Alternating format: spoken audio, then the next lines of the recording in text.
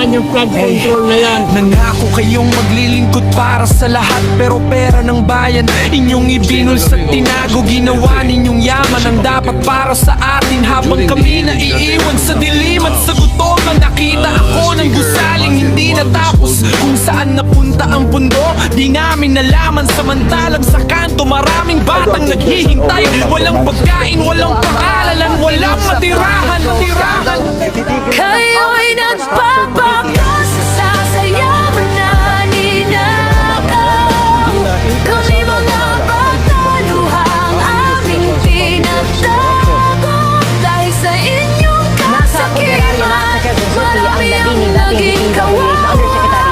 Buhay namin ay nasira. Patay ang isang engineer matapos tampangan sa Dingras, Ilocos Norte. Isa sa mga tinitignan ng otoridad ang anggulong may proyekto ano ang biktima sa Department of Public Works and Highways. Masaya kami, nagugutom lamang, hanggang kailan pa ba kami magtitiis ng ganito?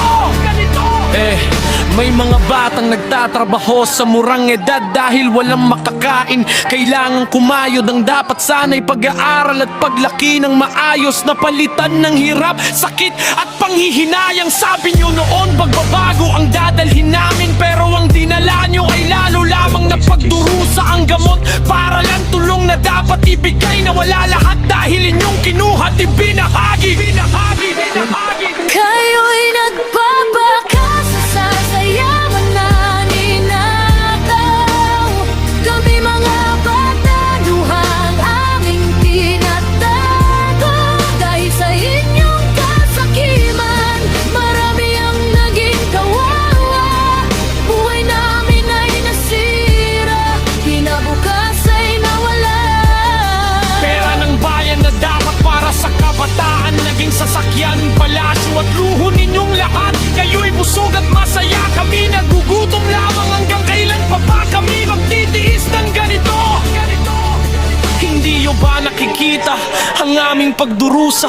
Hindi nyo ba naririnig ang aming panagoy? Ang bawat pisong ninakaw nyo, buhay ang kapalit. Kinabukasan ng bayan, inyong pinapatay. Kahit bata pa kami, alam namin ang tama. Hindi dapat maghari ang magnanakaw sa bansa.